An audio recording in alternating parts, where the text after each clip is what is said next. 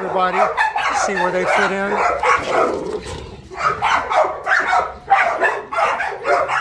She's just giving like little discipline bites to say, hey, I don't like this, I don't like that. Too much pressure, so he just puts her down, which is great. That's what she needed. That's called the alpha roll. He's very good at it, but we just keep going with it. We bring her out. She's just trying to figure out where she fits in, who's who. All of this is necessary in the hierarchy of things. You see, notice the tail. See the position of the tail? This guy doesn't take any shit from anyone, but this is what she's doing. She's trying to figure out where she fits in, trying to understand what's happening. This is what's necessary. We're going to bring some more dogs out to interact with us. This is a pack thing that's happening now. This is the law of nature. These are not dogs fighting. These are dogs that are saying, hey, this is where I fit in, this is where you fit in, this is what I don't like. That's all this is. You see? She checks them out, she walks away. Now, let's bring some other dogs out. Bring someone else out. Let's bring this dominant guy out here. He's a very dominant husky. He carries himself a certain way. See how he went out of the gate, turned around and looked at her from behind. They don't miss anything.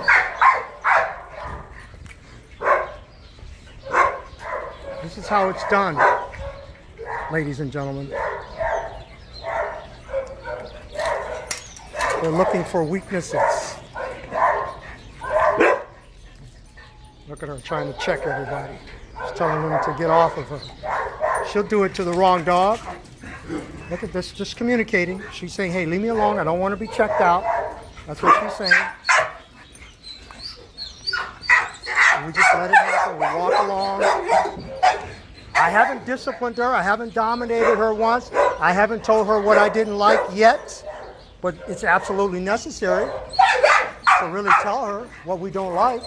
That's really what it's all about. I can do this with a sound. My puppy's submitting to her. Let's see, can she hear this sound?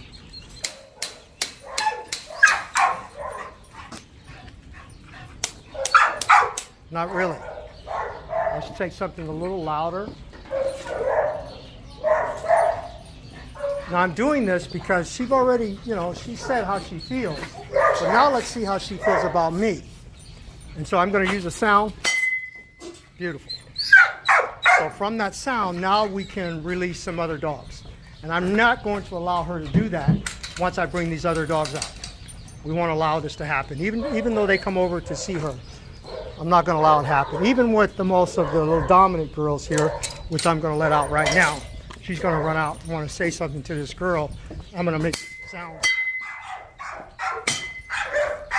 just to let her know, and this girl here, what I don't like. See those two ears, when the ears go up, that's when she's thinking differently. What I've got is I'm being a predator at this moment, following her with these sounds.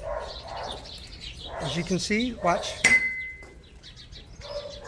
Making this, that's it, that's what I want, those ears black, plastered like that, in the presence of me or any of the other dogs that I'm going to be releasing, like this boy right here, who would normally be all over her.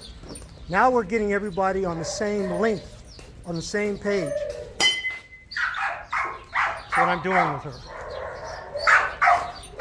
I'm not going to allow for her to show the assertive, dominant aggressiveness now because I'm here. I'm the leader. That's what I'm here for.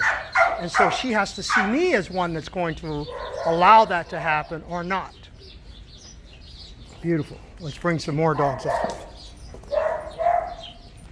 Having a pack is so important, but what's even more important is the pack mentality. Can we make them feel a certain way? Because why does a dog do what he does? It's because of how he or she feels. That's all. If we can make them feel differently about the environment, it's fine. They can become what we want. The energy level doesn't have to grow like that, like we think that they need all that exercise. Mental energy is more draining than physical energy. I try to explain this to people every day, but the world has got us so brainwashed that we think that the physical energy is more powerful than the mental. Oh my gosh, you can't be further from the truth. This is what it's all about. How can I hormonally manipulate this dog to feel what I want her to feel? To get those ears back, to get her retreating when there's something that I don't like. I'm showing my leadership. That's all I'm doing. Let's bring some more dogs out. I'm gonna bring this guy Robert out. Robert is somewhat neurotic himself. He's gonna rush out and want to say something to this girl, and I want to let him know I don't want him to get himself in trouble or to be neurotic with her. He smells her, he smells it up. He missed her. He's thinking too fast. Now he says, I know that smell was in here, so here we go. There's no reason that she wouldn't do the same thing. I make a sound for both. Again, because that's what would have happened. Now, obviously, it's got to happen because it's Robert. Now, look at the tail now. This is where it wanted. Now she's allowing herself to be smelled. That's because she's hormonally manipulated. Because I'm showing her in the presence of all these dogs who I am. I can tell where her threshold is. And I'm pushing her all the way to it. And then when I see that she can't take it, like now, I'm going to tell her, chill out, so that she can handle it the next time. Because they got to smell up around her face, because that's just dog etiquette. The face, the ears, the top of the neck. Robert needs a discipline bite. So let's see, let her have it with him. Beautiful. That's what she's supposed to be able to allow herself to have happen to her. Fantastic. Hear the yelping. Somebody's playing with the puppy too strongly. Nemo comes out. That's fine. This girl has submitted mentally and physically. Did I exercise her? No. I simply told her what I don't like.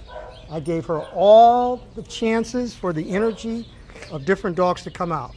And this is what we got. So we'll continue.